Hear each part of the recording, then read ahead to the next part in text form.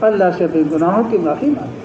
استغفار کی تسبیح پڑھنا یہ بھی لازمی ہے، لیکن تنہائیوں میں اللہ سے مغفرت مانگنا، اللہ سے بخشش مانگنا، گناہوں کی معافی مانگنا، اس کا بھی اہتمام ہمارے لیے ضروری ہے۔ اور اپنے مسئلے دعاؤں سے حل کرانا ہمیں تعلیم دی گئی ہے۔ سالن میں نمک کی بھی ضرورت ہو اللہ سے مانگ لینا، جوتے کا تسمہ بھی ٹوٹ جائے تو اللہ سے مانگ لینا، اپنی دعاؤں کی قوت کو بڑھانا، اللہ سے ہمارا تعلق ہو، اللہ سے تعلق، دعائیں ہماری جاندار ہوں گی، کریں گے سارے بھائی۔ اور میرے بھائی دوستوں، آپس کے اندر بھی بہترین اخلاق والی زندگی گزارنا۔ نبی پاک صلی اللہ علیہ وسلم نے اعلیٰ اخلاق سکھائے، اعلیٰ اخلاق سکھائے۔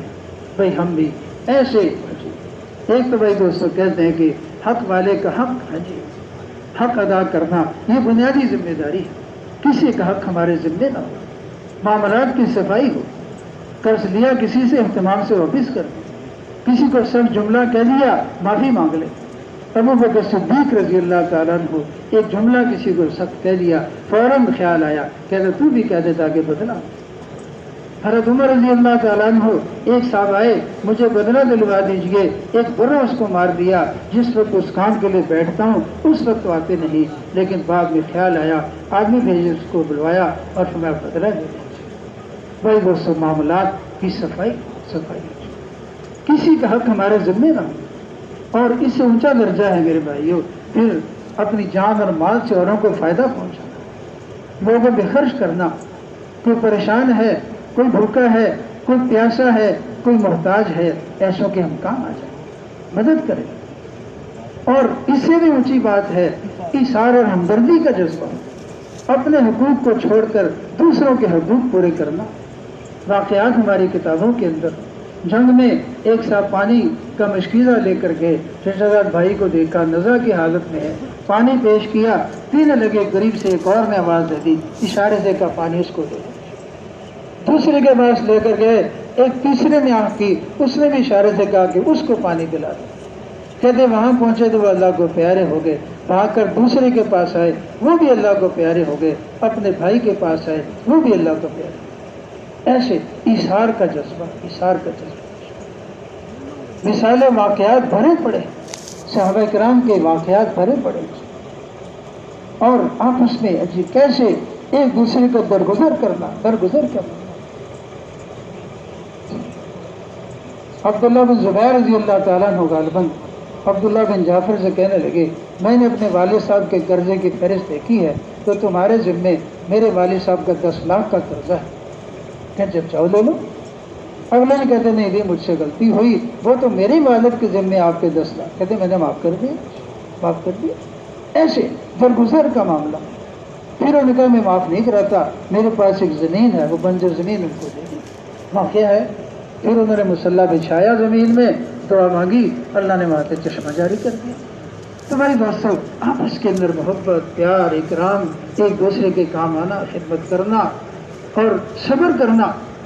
نبی پاک صلی اللہ علیہ وسلم نے کیسے صبر کا مظاہرہ کیا، مکہ میں دعوت دی، لوگوں نے کیسی اذیتیں پہنچائیں، لیکن آپ صلی اللہ علیہ وسلم نے صبر کیا۔ ہم بھی میرے بھائیوں مشکلات پہ صبر کرنا، لوگوں کو معاف کرنا، لڑائی جھگڑوں سے بچنا، جو حق پر ہوتے جھگڑا چھوڑ دے اللہ اس کو جنت کے بیچ میں محل عطا فرمائے۔ تو بہرحال بھائی دوستو، یہ بھی ایک مضمون ہے لمبا۔ اللہ پاک ہمارے اندر یہ صفات اور خوبیاں پیدا کریں گے سارے بھائی۔ اور میرے بھائیوں، ایک صفت جو سیکھنے کی ہے وہ اخلاص ہے، اپنے نیتوں کو صحیح کرنا، درست کرنا۔ قبولیت کی شرط یہ ہے کہ عمل اللہ کو راضی کرنے کے لیے کیا ہے۔ معاذ رضی اللہ تعالیٰ عنہ کو یمن کی طرف آپ نے روانہ فرمایا، بہت ساری نصیحتیں فرمائی، خاص طور پر ایک بات یہ فرمائی کہ دین کے کاموں میں اخلاص کا اہتمام کرنا، اخلاص کا اہتمام کرنا۔ اخلاص سے کیا ہوا تھوڑا سا عمل بھی بہت کچھ دلائے گا۔ ایک کھجور کے برابر بھی اخلاص سے صدقہ کر دیا، اللہ اس پر پہاڑوں کے برابر اجر دے۔ معروف قصہ ہم سنایا کرتے ہیں، بنی اسرائیل میں ایک شخص قحط کے زمانے میں جا رہے ہیں، ریت کا ٹیلا دیکھا، دل میں خیال پیدا ہوا کاش یہ ریت کا ٹیلا غلے کا ڈھیر ہوتا، میں لوگوں میں تقسیم کر دیتا۔ تو اس کو بشارت دی گئی کہ اس شخص کے اعمال نامے کے اندر اتنا غلہ تقسیم کرنے کا اجر لکھ دیا گیا۔ نہ وہ ریت کا ٹیلا غلے کا ڈھیر بنا، نہ اس نے تقسیم کیا، اس کی نیت دل کے ارادے پر اللہ رب العزت نے اتنا بڑا اجر اس کے کھاتے میں لکھ دیا۔ مومن کی نیت عمل سے بڑی، اخلاص والے ہدایت کے چراغ، اخلاص والے ہدایت کے چراغ۔ شاباش کا بھی جذبہ نہ ہو، شاباش کا بھی جذبہ نہ ہو۔ ایک صحابی رضی اللہ تعالیٰ عنہ مال غنیمت کے ڈھیر پہ نگرانی کر رہے تھے۔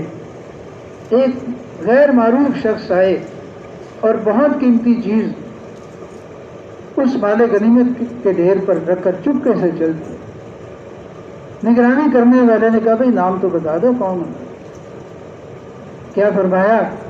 جس کے لیے کیا ہے میرا نام جانتا ہے، جس کے لیے کیا ہے میرا نام جانتا ہے۔ شاباش کا بھی جذبہ نہ ہو، شاباش لینے کا بھی جذبہ نہ ہو۔ اللہ کی رضا کے لیے، اللہ کی رضا کے لیے صحابہ کرام چھپ کے اعمال ایسے کیا کرتے تھے، خدمت کے کام چھپ کے کیا کرتے تھے۔ حضرت عمر رضی اللہ تعالیٰ عنہ رات کی تنہائی میں اندھیرے میں باہر جنگل میں تشریف لے گئے، آگ جلتی نظر آئی، دیکھا بڑی عورت ہے، پوچھا کیا معاملہ ہے؟ بچے بھوک سے رو رہے ہیں۔ واپس گئے، بیت المال سے سامان لیا، جنگل میں تشریف لائے، اپنے ہاتھوں سے کھانا پکایا، اس کے بچوں کو کھلایا۔ خوش ہو کے عورت کہنے لگی کہ آپ اس قابل تھے کہ بجائے عمر کے آپ ہمارے امیر بنائے جائیں۔ ایسے سادہ میرے بھائیو دوستو ہمارے اندر بھی اخلاص کا جذبہ۔ اور میرے محترم بھائیو دوستو، اللہ نے ہم سب کو مسلمان بنایا اور نبی پاک صلی اللہ علیہ وسلم کا امت بھی بنایا۔ اس اعتبار سے میرے بھائیو دین پر چلنا بھی ہماری سب کی ذمہ داری ہے۔ اپنی ذات کے اعتبار سے ایمان سیکھنا، اعمال سیکھنا، اللہ کے حکم پورے کرنا، سنت والی زندگی گزارنا اپنی ذات کے اعتبار سے ایک یہ ہماری ذمہ داری ہے۔ اور دوسری بڑی ذمہ داری میرے دوستو کیا ہے؟ دنیا بھر کے انسانوں تک دین کا پیغام پہنچانا، یہ بھی ہمارے سب کے ذمہ ہے۔ دعوت کی محنت کے لیے انبیاء کرام تشریف لایا کرتے تھے۔ ہمارے نبی پاک صلی اللہ علیہ وسلم آخری نبی ہیں، اب آپ کے بعد کوئی نبی نہیں آئے گا۔ آپ صلی اللہ علیہ وسلم نے اپنی مبارک زندگی میں کیسے بھرپور محنت اور کوشش فرمائی۔ اعلان نبوت سے پہلے آپ نے ایک بہترین زندگی پیش فرمائی۔ آپ صادق اور امین کہلائے، عبادت میں مشغول رہتے تھے، غار میں تشریف لے جایا کرتے تھے اور غربا مساکین کی مدد کرتے تھے، نادانوں کا بوجھ اٹھاتے تھے۔ لوگ آپ کو صادق اور امین کہتے تھے، لوگ آپ سے فیصلے کروایا کرتے تھے۔ جب بیت اللہ کی تعمیر شروع ہوئی اور کفار مکہ میں ایک جھگڑے کی صورت پیدا ہو گئی، ہر قبیلے کی خواہش تھی کہ حجر اسود کو نصب کرنے کی سعادت ہمارے حصے میں آئے۔ اس پر جب فیصلہ ہوا تو آپ صلی اللہ علیہ وسلم کو انہوں نے منصف قرار دیا اور آپ نے کیسا بہترین فیصلہ کیا تو سب کے لیے قابل قبول، ایک بہترین زندگی پیش فرمائی۔ پھر آپ نے اعلان نبوت کے بعد آپ نے دعوت دی۔ جب دعوت کا حکم آیا پھر آپ نے دعوت دینا شروع کی۔ مکہ مکرمہ میں لوگوں کے پاس خود تشریف لے جایا کرتے اور ان کو بھائی پھر محبت پیار سے، حکمت بصیرت سے اللہ کی طرف اور دین کی طرف بلاتے تھے۔ پھر تکلیفیں بھی آتی رہی لیکن رفتہ رفتہ لوگ اسلام میں داخل ہوتے رہے، اذیتیں بھی آتی رہی۔ اس کا مستقل ایک باب ہے جی کیسے مسلمانوں کی زندگی تنگ ہو گئی۔ شاہ ابی طالب کا قصہ پیش آیا، مسلمانوں سے بائیکاٹ کر دیا، کفار نے معاہدہ کر لیا، نہ ان سے کوئی سلام دعا کرے، نہ ملاقات کرے، نہ لین دین کرے، نہ کوئی معاملہ کرے۔ 3 سال تک مسلمانوں کی جماعت ایک وادی کے اندر محسوس ہوئی۔ پھر اور مسئلہ بڑھا، پھر مسلمانوں کی ایک جماعت نے حبشہ کی طرف ہجرت کر لی۔ پھر مسلمانوں نے ایک غلط خبر پہنچا دی، مکہ والے سارے مسلمان ہو گئے، کچھ لوگ واپس آ گئے لیکن پہلے سے زیادہ اذیتیں دی گئی۔ تو پھر کچھ لوگوں نے دوبارہ ہجرت کی۔ اس کے بعد پھر کفار مکہ کی طرف سے وفد گیا اور نجاشی جو حبشہ کے بادشاہ تھے ان سے ملاقات کی اور ان سے کہنے لگے کہ ہمارے مکہ کے کچھ نوجوان اپنے قدیمی دین کو چھوڑ کر نئے دین کو اختیار کر کے تمہارے پاس آ گئے ہیں، ہمیں شرفائے مکہ نے بھیجا ہے، ان کو ہمارے حوالے کر۔ بادشاہ نے کہا جن لوگوں نے میری پناہ پکڑی ہے میں بغیر تحقیق ان کو تمہارے سپرد نہیں کر سکتا۔ چنانچہ مسلمانوں کو بلایا گیا تو پھر مسلمانوں کا وفد نجاشی کے دربار میں آیا، اور اس موقع پر حضرت جعفر رضی اللہ تعالیٰ عنہ نے ایک گفتگو فرمائی جس کا خلاصہ یہ ہے، اے بادشاہ ہم گرے پڑے لوگ تھے، ہم جہالت میں پڑے ہوئے تھے، ہم نہ اللہ کو جانتے تھے نہ اس کے رسولوں سے واقف تھے، ہم بتوں اور پتھروں کی پوجا کرتے تھے، ہم برے کام کرتے تھے، ہم ایک دوسرے پر ظلم کرتے تھے، ہم رشتے ناتوں کو توڑتے تھے، ہم میں کا کبھی ہمارے ضعیف کو ہلاک کر دیتا تھا۔ ہم اس حال میں تھے کہ اللہ رب العزت نے ہمیں میں سے نبی پاک صلی اللہ علیہ وسلم کو پیدا فرمایا، جس کے نسب کو، جس کی امانت داری کو، جس کی دیانت داری کو، جس کی سچائی کو ہم خوب جانتے ہیں۔ اس نے ہمیں ایک اللہ کی عبادت کا حکم دیا، اس نے ہمیں بتوں اور پتھروں کی پوجا سے منع کیا، اس نے ہمیں نیک کاموں کے کرنے کا حکم دیا، اس نے ہمیں برے کاموں سے منع کیا، اس نے ہمیں صلہ رحمی کا حکم دیا، اس نے ہمیں پڑوسی سے اچھا برتاؤ کرنے کا حکم دیا، اس نے ہمیں نماز، روزہ، صدقہ خیرات کا حکم دیا، جھوٹ بولنا، چوری کرنا، برے کام کرنا، ان باتوں سے ہمیں منع کیا، ہمیں سچ بولنے کا حکم دیا، ہمیں اچھے اخلاق کی تعلیم دی، ہمیں قرآن پاک کی تعلیم دی، ہم اس نبی پر ایمان لے آئے، یہ کون ہماری مخالف ہے؟ تو بادشاہ نے کہا کہ ان کے تحائف واپس کر دیے اور اعلان کر دیا جو ان کو ستائے گا اس کو تاوان دینا پڑے گا۔ میرے بھائی اور دوستو، یہ مشکلات کا دور تھا۔ دعوت کیسی مشکلات! نبی پاک صلی اللہ علیہ وسلم مکہ کی گلیوں میں دعوت دیتے رہے، بازار میں دعوت دیتے، کوئی قافلہ آ کے ٹھہرتا مکہ کے پاس اس قافلے والوں کو دعوت دیتے۔ لوگ اپنے زمانے جاہلیت کی طرز پر حج کے لیے آتے، آپ مینا میں تشریف لے جاتے، وہاں پر ان کو دعوت دیتے۔ پھر آپ صلی اللہ علیہ وسلم طائف تشریف لے گئے، وہ کیسا مشقت کا سفر، کیسی مشقت آئی، کیسی ناگواری کا زمانہ، لیکن بد دعا نہیں فرمائی۔ لمبی ایک دعا ہے، اے اللہ تجھی سے ہی شکایت کرتا ہوں اپنی بے کسی اور کمزوری کی، لوگوں میں ذلت اور رسوائی کی، اے ارحم الراحمین تو ہی ضعفا کر، تو مجھے کس کے حوالے کر؟ لمبی دعا۔ اور پھر تبوک کا سفر، گرمی شدت کی، بس پھلوں کے پکنے کا زمانہ، اور اس حال میں اللہ کے راستے میں صحابہ کرام کو لے کر نکلے ہیں، تبوک کا سفر کیا۔ پھر آپ صلی اللہ علیہ وسلم نے بادشاہوں کو دعوت نامے پہنچائے اور صحابہ کرام کو مختلف علاقوں میں روانہ کیا۔ بھائی دوستو، کوشش یہ فرمائی کہ ہر ایک تک اللہ کے دین کی بات پہنچ جائے۔ 23 سال میں ایک بہت بڑا مجمع دین پر چلنے والا اور دین کی محنت کرنے والا پیدا، اور شروع دن سے ہی آپ صلی اللہ علیہ وسلم نے اپنی امت کو اپنے کام میں شریک فرمایا۔ جو مسلمان ہوتا وہ دین کا داعی ہوتا، دین کا داعی ہوتا۔ واقعات ہم اپنی کتابوں میں پڑھتے رہتے ہیں۔ حضرت بلال رضی اللہ تعالیٰ عنہ عہد پکارتے تھے، ابو ذر غفاری رضی اللہ تعالیٰ عنہ کلمہ پڑھنے کے فوراً بعد کفار کے مجمع میں آ کر کلمے کی دعوت دیتے۔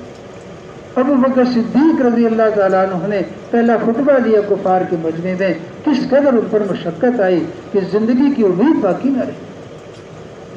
تو بھائی دوستو، یہ ساری مشقتوں کا زمانہ۔ پھر آپ صلی اللہ علیہ وسلم نے مدینہ کی طرف ہجرت فرما لی۔ ہجرت کا سفر کس قدر مشقت کا سفر تھا، کیسے کفار بکھیرا ہوا گھر کو آپ صلی اللہ علیہ وسلم ان کے درمیان میں سے نکلے اور جا کے رات غار میں بسر کی، پھر سفر کیا، پھر مدینہ منورہ میں جا کے محنت شروع فرمائی۔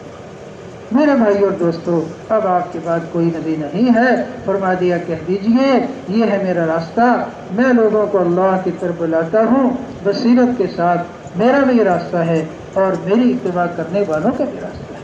تو بھائی دوستو، ہر مسلمان کا وہی کام ہے جو کام نبی پاک صلی اللہ علیہ وسلم کرتا ہے۔ وہ پچھلی کتابوں سے، واقعات سے یہ بات ملتی ہے، جب تک امت دعوت کے کام میں لگتی ہے اپنے اندر بھی دین آتا ہے اور اوروں کا راستہ بھی کھلتا ہے۔ صحابہ نے دعوت کو اہتمام فرمایا، ملکوں کے ملک، قوموں کی قومیں، علاقوں کے علاقے دین میں داخل ہوئے۔ چند سال کے اندر ہی بہت بڑے علاقے تک، لاکھوں مربع میل تک اللہ کے دین پہنچ گیا۔ تو میرے بھائیوں، آج اس بات کی ضرورت ہے، اپنی ذات کے اعتبار سے بھی ہم سارے میرے دوستوں سیکھنے والے ہیں، اور ساری دنیا میدان محنت ہے، بہت بڑا میدان محنت ہے۔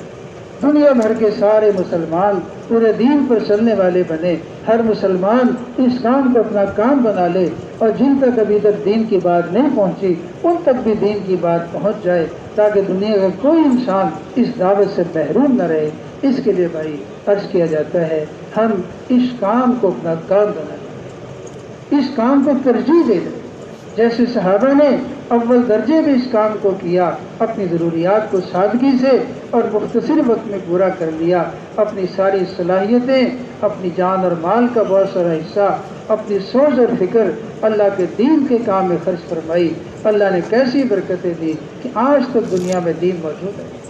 میرے بھائیوں دوستو، اس زمانے میں اب یہ ہماری ذمہ داری ہے، ہماری مساجد کے گرد و پیش میں ہر مسلمان کو بھائی محبت پیار سے دعوت دے کر اس کو دین پر چلنے کے لیے تیار کرنا، اور اس کو اللہ کے راستے میں نکلنے کے لیے اس بات پر تیار کرنا، یہ کام ہر مسلمان کا کام ہے۔ تو اس کے لیے فضائل ماشاءاللہ آخرات کے سامنے ہی ہے۔ اس سے بہتر کس کی بات ہو سکتی ہے جو لوگوں کو اللہ کی طرف بلائے؟ گویا بہترین بات جو ہے وہ لوگوں کو اللہ کی طرف بلانا ہے۔ ایک ایک قدم پر کیا ملے گا، ایک صبح شام پر کیا ملے گا۔ اور میرے بھائیوں، سب سے بڑی بات یہ ہے، ہم قبر میں چلے جائیں گے، ہمارے ذریعے سے اللہ جتنے لوگوں کو دین پر آنے کی توفیق دیں گے میرے بھائیوں، تو ہم قبروں میں ہوں گے، قیامت تک کے لیے ہمارے لیے راستہ کھلا رہے گا۔ تو بھائی اپنی سعادت سمجھتے ہوئے جانا ساری دنیا میں ہے، تو بنیاد کہتے بنیادی طور پر بھائی 4 مہینے لگانا بھائی یہ سب کے لیے ضروری ہے۔ اب اس میں بھائی گزارش ہے کہ جن حضرات کے ابھی تک 4 ماہ نہیں لگے، وہ بھائی ہمت اور حوصلے کے ساتھ نقد صبح سے ہی 4 مہینے کے لیے اپنے نام پیش کرنا۔